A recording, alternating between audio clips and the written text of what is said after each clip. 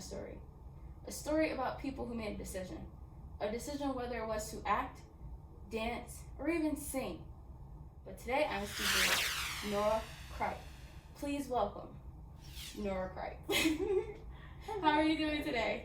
Oh, I'm doing so well. I'm tired, yet full of energy. I love it. All right. So let's get started. Where are you from? So I'm from the Oklahoma City area in Oklahoma. I technically live in Edmond, Oklahoma. And what is it like over there? The weather is interesting. Okay. One day last week, it was in the 20s and 30s, real winter had hit, and then a couple days before I left, it was in the 70s. So I'm like, okay, that's usual for this time of year. People are very friendly from Oklahoma, extremely friendly, personable. If you say hi, they'll say hi back. If you smile, but you know, COVID, so if you wave, they'll wave back. Definitely. Yeah. Okay, so arts. Yes. I'm here at the arts because I've finally chosen to not hold myself back.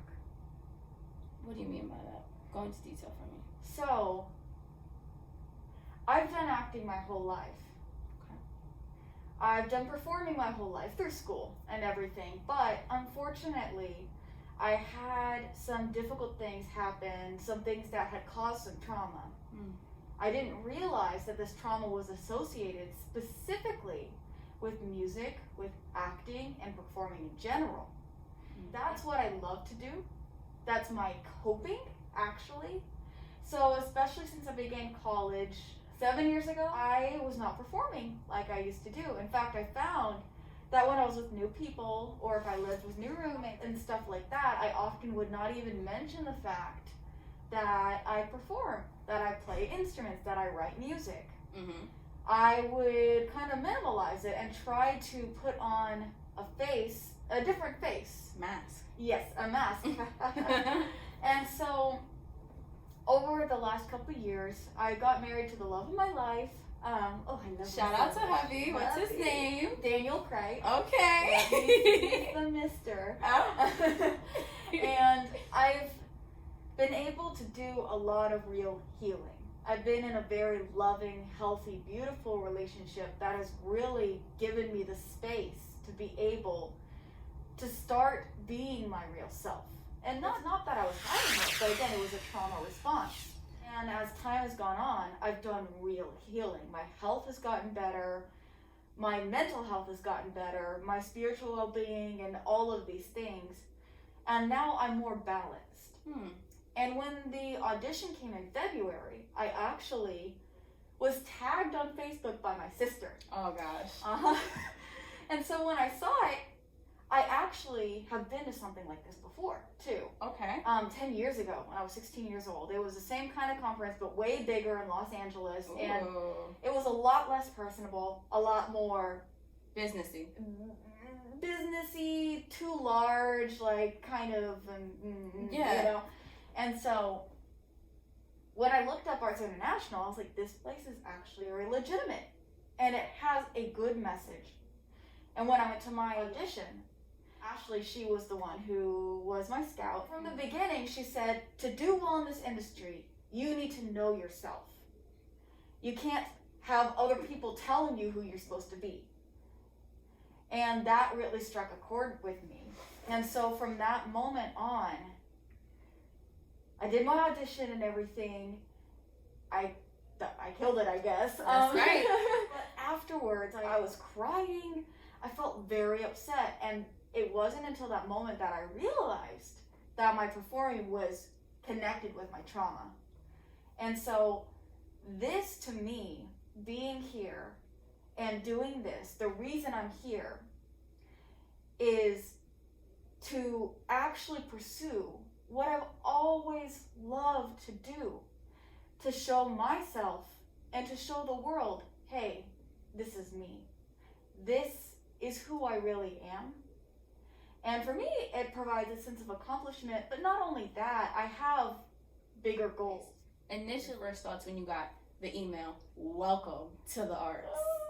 Razzle dazzle. What was that like? That was just so warm, exciting, and very I felt hope. I felt like, okay, I still have it. I still can do what I love. Yeah, that really was it. It was excitement. It also gave me incentive to have something to look forward to. Oh, yes. Because, pandemic has made things weird, and for me, like job and, stuff like that, and school. And so getting that call back made me realize this is what I want to do. I want to work. I want to perform, period. And so that's how it felt for me. I know, that's right. Okay, so do you have any naysayers when it came to you coming to the arts? Who was on your team and who was, as one of my old college professors said, blinders? Who was a blinder? This time was a unique experience. I've had blinders in the past. And a lot of times, the individuals, they don't mean to be blinders, too. They're trying out of love to say, oh, it's a big business, it's very unlikely, etc., etc. And while it was meant out of love, it's not a very encouraging thing, because there's a lot of still, and fighting against it, stigma against the arts. Right. Like, you're an aspiring actress. No, I'm an actress. You're an aspiring musician, etc., etc. Yes. You have to claim it before it's there. Exactly. And so, because of that experience in the past, this time I stayed very quiet. Actually, what I did is kind of like the quiet hustle. So I really just took the work for myself. I let go my corner, so I have my friend Nick. He's a professional musician, and he also voice coach too. Oh wow! Okay, shout out to Nick. Shout out to Nick Beal. His name is Belova, but anyway, he's one person that's a professional musician. He actually gave me one voice lesson, which is the funniest thing, is that I've had some training past, but I hit this wall, and so Nick, he gave me one lesson, and from that lesson, I skyrocketed. It really opened up where I am now. Yes. And so he's always been someone that consistently, for one, his inspiration is that he keeps writing music. He keeps doing it. And at times where I feel discouraged, so that's one person. And then, of course, my husband and my family, especially my cousins. I have my Aunt Mimi. She always, when we were growing up, encouraged us to do the arts, because there's a lot of musicians in the family. We've been kind of raised to perform and encouraged in that way. Beautiful.